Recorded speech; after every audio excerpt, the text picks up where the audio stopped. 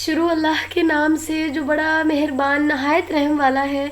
अस्सलाम वालेकुम my dear students, I am Rifa Jahan from learning with Rifa Jahan YouTube channel.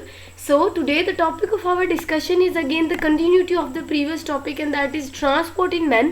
So as you all know that हम लोग ने अभी रिसेंटली ब्लड को डिस्कस करना स्टार्ट किया था और ह्यूमन ब्लड की बात करें तो उनमें मेजरली 3 कंपोनेंट्स आ जाते हैं. सबसे पहले प्लाज्मा, ठीक है. दूसरे नंबर पर रेड ब्लड सेल हमने डिस्कस किया. आज हमने इसका थर्ड मेन कंपोनेंट डिस्कस करना है, that is white blood cell, जिसको हम लीकोसाइट्स भी बोलते हैं. इसको लीकोसाइट क्यों बोलते हैं, वाइट ब्लड सेल की क्या डिटेल है, वो आगे फर्दर नेक्स्ट आने वाली स्लाइड्स में डिस्कस करते हैं. मूव ऑन करते हैं फर्दर, वहाँ से आज का टॉपिक स्टार्ट करते हैं. This is the main slide जहाँ से हमारा टॉपिक स्टार्ट होता है.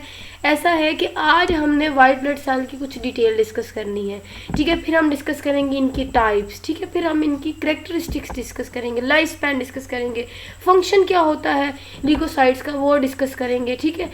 फिर हमने डिस्कस करना है नेक्स्ट आने वाले टॉपिक में प्लेटलेट्स की डिटेल, ठीक है. सो आज का जो हमारा मेन टॉपिक है वो होगा वाइट ब्लड सेल और हमने सिर्फ आज वाइट ब्लड सेल डिस्कस करना है. नेक्स्ट आने वाली लेक्चर वीडियो में मैं आपको प्लेटलेट्स पढ़ाऊंगी. आज हमने लीकोसाइट्स को डिस्कस करना है. लीको का मतलब होता है वाइट, साइट्स का मतलब होता है सेल. आज हमने वाइट ब्लड सेल्स को डिस्कस करना है. वाइट ब्लड सेल को वाइट ब्लड सेल इसलिए कहते हैं क्योंकि ये कलरलेस होते हैं, ठीक है. इनमें कोई कलर नहीं होता. क्यों इनमें कोई कलर नहीं होता? क्योंकि इनमें कोई पिगमेंट मौजूद नहीं होता. जैसे रेड ब्लड सेल की बात करें, मैंने आपको कहा था कि उनमें पिगमेंट मौजूद होता है जिसको हम हीमोग्लोबिन बोलते हैं. वो हीमोग्लोबिन ही रेड ब्लड सेल को रेड कलर देती है, ओवरऑल ब्लड को रेड कलर देती है, ठीक है. अच्छा, अब हमने इनकी अमाउंट की बात करनी है कि ब्लड में इनकी क्या अमाउंट होती है. क्योंकि रेड ब्लड सेल की बात करें, मैं कंपेयर भी करवा रही हूँ ताकि आपको पिछला टॉपिक भी समझ आए ना और रिवाइज भी हो जाएगा. अच्छा, उनमें हमने कहा था कि मेन में 5 से 5.5 मिलियन होती है, ठीक है. अगर हम उनमें फीमेल्स की बात करें तो फीमेल्स में थी 4 to 4.5 मिलियन, ठीक है. अच्छा, 1 क्यूबिक मिलीमीटर की बात हो रही थी. अब अगर हम 1 क्यूबिक मिलीमीटर में वाइट ब्लड सेल की अमाउंट की बात करें तो वो होती है 7,000 से 8,000. समझ आ गई है. अच्छा, लेकिन अगर हम इसकी साइज़ की बात करें तो ये थोड़े लार्जर होते हैं रेड ब्लड सेल से. रेड ब्लड सेल से जो वाइट ब्लड सेल है वो साइज़ में थोड़े बड़े होते हैं. अच्छा, रेड ब्लड सेल में तो हमने टाइप्स का जिक्र नहीं किया था, वाइट ब्लड सेल में कर रहे हैं. इसका मतलब वाइट ब्लड सेल्स की टाइप्स होती, कितनी टाइप होती है? 5 डिफरेंट टाइप्स होती है. ये जो हमने 5 डिफरेंट टाइप्स दी रेड ब्लड सेल की, हमने क्यों दी? वो हमने कुछ चीज़ों को मद्देनज़र रखते हुए दी और वो जो चीज़ें हैं वो होगी इसकी शेप, ठीक है. सो हमने वाइट ब्लड सेल की शेप को मद्देनज़र रखते हुए, अब वो शेप कौन सी है? वो शेप है उनकी न्यूक्लियस की. क्योंकि वाइट ब्लड सेल में जैसा न्यूक्लियस होगा वो वैसे उसकी शेप होगी. सो शेप ऑफ न्यूक्लियस को मद्देनज़र रखते हुए हमने इसको टाइप दी. दूसरा, हमने डेंसिटी ऑफ ग्रैन्यूल्स को मद्देनज़र रखते हुए इसकी टाइप दी, ठीक है. सो हमने 5 डिफरेंट टाइप्स जो है वो न्यूक्लियस और ग्रैन्यूल्स को सेम में रखते हुए दी. मेन 2 टाइप्स हैं, ठीक है. सो बेसिकली तो ये 2 मेजर कैटेगरी के होते हैं वाइट ब्लड सेल, ठीक है. कौन कौन सी? फर्स्ट जो है उसको हम ग्रैन्युलोसाइट्स बोलते हैं, दूसरी को बोलते हैं ए ग्रैन्युलोसाइट. अब ए ग्रैन्युलोसाइट और ग्रैन्युलोसाइट में आपको ग्रैन्यूल का लफज नज़र आ रहा होगा. ग्रैन्यूल्स का मतलब है कि इनमें ग्रैन्यूल्स मौजूद होते हैं साइटोप्लाज्म में वाइट ब्लड सेल के, तो वैसे वाइट ब्लड सेल को हम कहते हैं ग्रैन्युलोसाइट. लेकिन अगर वाइट ब्लड सेल के साइटोप्लाज्म में कोई ग्रैन्यूल्स मौजूद नहीं होते तो उस किस्म के वाइट ब्लड सेल को हम कहते हैं कि वो ए ग्रैन्युलोसाइट्स, ठीक है. अच्छा, सो होते ही बेसिकली ल्यूकोसाइट्स ही हैं. लेकिन हमने कहा था कि इनकी हमने टाइप्स बनाई थी 2 चीज़ों को मद्देनजर रखते हुए. एक तो न्यूक्लियस की शेप, दूसरा ग्रैन्यूल्स मौजूद है कि नहीं है. एक तो मैंने डिफरेंस आपको बता दिया कि इनमें ग्रैन्यूल्स मौजूद होता है. अब हम जरा इसका न्यूक्लियस की जरा टाइप भी देखने कि न्यूक्लियस जो है वो किस टाइप का होता है. न्यूक्लियस की शेप की बात करें तो इनमें न्यूक्लियस जो है वो लूप्ड शेप होते हैं, या फिर जो इनमें शेप होती है वो डेंटेट जो है वो शेप रखते हैं न्यूक्लियस, ठीक है. अच्छा, लेकिन अगर हम ए ग्रैन्युलोसाइट की बात करें, एक तो मैंने कहा कि इनके साइटोप्लाज्म में कोई ग्रैन्यूल मौजूद नहीं होता, वो क्लियर साइटोप्लाज्म रखते हैं. दूसरी, अगर हम इनके न्यूक्लियाई की शेप की बात करें तो वो सर्कुलर होती है, ठीक है. इनमें सर्कुलर शेप के न्यूक्लियाई, कोई ग्रैन्यूल्स मौजूद नहीं. इनमें ग्रैन्यूल्स मौजूद है और जो न्यूक्लियाई की शेप है वो लूप्ड और डेंटेट होती है, ठीक है. अच्छा, उसके बाद कहते हैं कि जो ग्रैन्युलोसाइट्स हैं ये प्रोड्यूस हो रहे हैं रेड बोन मैरो में, ठीक है. अब प्रोडक्शन देखनी है कि ये कहाँ मौजूद होते हैं, कहाँ से बांध रहे हैं. अगर हम एक ग्रैन्युलोसाइट की बात करें तो ये लिम्फोइड भी बांध रहे होते हैं. और ये जो लिम्फोइड टिश्यूज हैं इनमें जस्ट जैसा कि वो कह रहे हैं कि लिम्फ नोड्स हो गया, स्प्लीन हो गया, टॉन्सिल्स हो गया, ठीक है, एडिनोइड्स हो गया, थाइमस हो गया, ये सारे के सारे जो है वो लिम्फोइड टिश्यूज़ हैं, उनकी टाइप्स हैं, और इनमें बेसिकली ए ग्रैन्युलोसाइट्स बन रहे होते हैं। समझ आ गई इनकी प्रोडक्शन की। अच्छा, अब इनके भी आगे फिर फर्दर टाइप्स हैं। हमने 5 टाइप्स पूरी भी तो करनी है, मेजरली 2 हैं, लेकिन अगर आप इनकी टोटल टाइप की बात करें तो वो 5 बनती है, 1 2 3 4 और ये 5, ठीक है, टोटल 5 है, लेकिन मेजरली इनके 2 थे।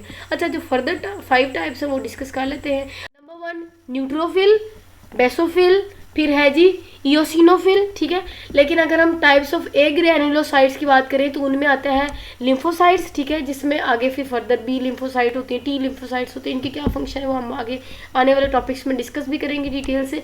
आगे है जी मोनोसाइट्स। तो ये टोटल 5 टाइप्स के जो होते हैं वो वाइट ब्लड सेल होते हैं। अब हमने basically overall white blood cell की कैरेक्टरिस्टिक्स की बात करनी, खसूसियत क्या है, ठीक है, और उनमें जो फर्दर इनकी टाइप्स होती हैं उनको भी हम डिस्कस कर लेंगे इसी के अंदर ही, जो उनके रिलेटेड डिटेल होगी, ठीक है। अच्छा, पहला पॉइंट है कि मोनोसाइट्स जो है, ये जो है मोनोसाइट, ये टाइप है बेसिकली ए ग्रैन्युलोसाइट्स की। तो ये जो है वो कहते हैं कि 10 से 20 घंटे ब्लड में स्टे करते हैं, ठीक है, लेकिन 10 से 20 घंटे स्टे करने के बाद ये जैसे ही टिश्यूज़ में जाते हैं तो फैगोसाइटोसिस की मदद से या फैगोसाइटिक फंक्शन की मदद से ये फिर निगले जाते हैं, ख़त्म हो जाते हैं, ठीक है। एक तो इनकी ये कैरेक्टरिस्टिक है। उसके बाद अगर हम लाइफ स्पैन की बात करें लिम्फोसाइट्स की, ठीक है, लिम्फोसाइट की बात करें जो कि अगेन एक टाइप है ए ग्रैनुलोसाइट की, तो ओवरऑल हम ये भी कह सकते हैं कि वाइट ब्लड सेल की टाइप है। अगर हम वाइट ब्लड सेल की टाइप जो कि लिम्फोसाइट है उसकी लाइफ स्पैन की बात करें तो वो महीने भी हो सकते हैं, कुछ साल भी हो सकते हैं, ठीक है, महीनों से 16 साल तक ये रह सकती हैं। क्योंकि इनकी लाइफ स्पैन की बात करें तो वो इनकी ज़रूरत के अकॉर्डिंग, जब तक इनकी ज़रूरत रहती है ये बॉडी में रहते हैं, लेकिन जैसे ज़रूरत खत्म हो जाती है, वो चाहे महीने बाद खत्म हो ज़रूरत, ये साल बाद खत्म हो, फिर ये डिस्ट्रॉय हो जाती है, ठीक है। लाइफ स्पैन समझ आ गई। अब हमने फंक्शन डिस्कस करना है ल्यूकोसाइट्स, मतलब कि वाइट ब्लड सेल के फंक्शन की बात करनी।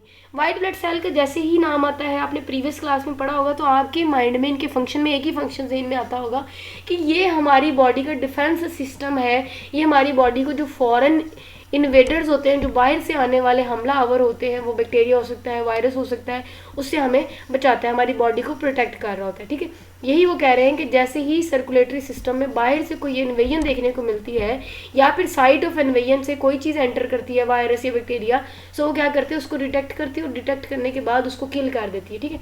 अच्छा, जो मोनोसाइट है, ठीक है, एंड मोनोसाइट एंड न्यूट्रोफिल्स। अब ये जो न्यूट्रोफिल्स है और मोनोसाइट, अगेन ये टाइप है वाइट ब्लड सेल की, कहते हैं ट्रैवल करते हैं कैपिलरीज के थ्रू, और ट्रैवल करने के बाद ये जो टाइप्स है वाइट ब्लड सेल की, ये साइट ऑफ बाउंड कहते हैं जख्म की साइड तक ये जाती हैं, जहाँ जख्म होता है ये कैपिलरीज की मदद से वहाँ वाइट ब्लड सेल जाते हैं, और जैसे ही बैक्टीरिया एंटर करता है ये फ़ौरन ही उस जख्म तक जाती हैं और उस बैक्टीरिया को ख़त्म करने की कोशिश करती हैं, ठीक है।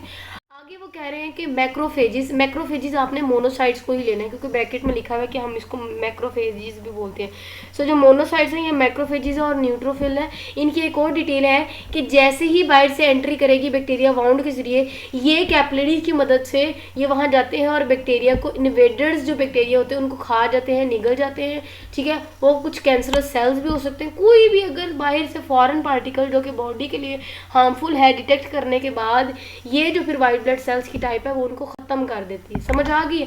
अच्छा, नेक्स्ट फंक्शन ये है कि आपको पता है कि जब भी लड़ाई होती है, ठीक है, फौज जब लड़ती है, दो डिफरेंट ममालिक की जब फौज लड़ती है तो कुछ उनके बंदे मरते हैं, कुछ हमारे बंदे मरते हैं। इसी तरह जब वाइट ब्लड सेल डिफेंस करती है बॉडी का बाहर से इन्वेडर्स के साथ, जब वो डिफेंस कर रही होती है, बैक्टीरिया भी हो सकता है, इन्वेडर मैंने आपको बता दिया, वायरस भी, उनके साथ लड़ते लड़ते कुछ वाइट ब्लड सेल्स भी मर जाते हैं, ठीक है, वाउंड वाली स्टेट पे या जो साइट होती है वाउंड वहाँ।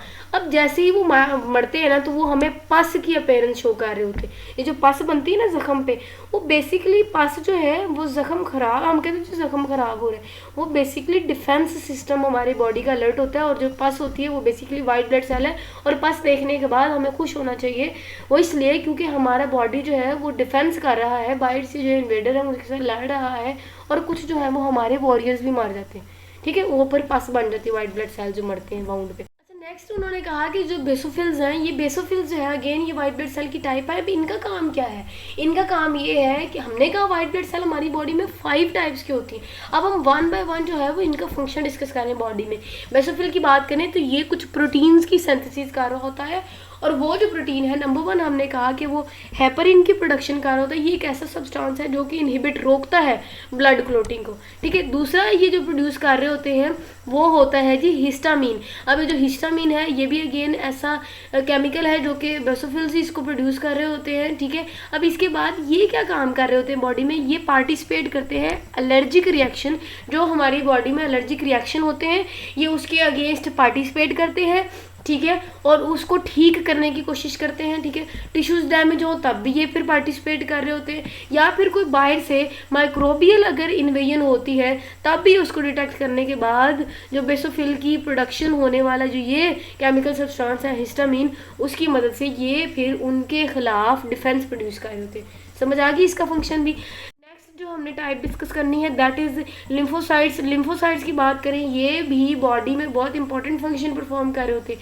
ये बेसिकली इम्यूनिटी प्रोड्यूस करते हैं, और कौन सी इम्यूनिटी, बेसिकली डिजीज़ के अगेंस्ट इम्यूनिटी प्रोड्यूस करते हैं। और कैसे होती है, क्योंकि जो लिम्फोसाइट्स हैं ये एंटीबॉडीज़ को प्रोड्यूस करती है, और एंटीबॉडीज़ जो है वो एंटीजन के रिएक्शन में प्रोड्यूस होती हैं, और ये बॉडी में तभी प्रोड्यूस होनी होती हैं जब डिजीज़ के अगेंस्ट इम्यूनिटी डेवलप करनी हो।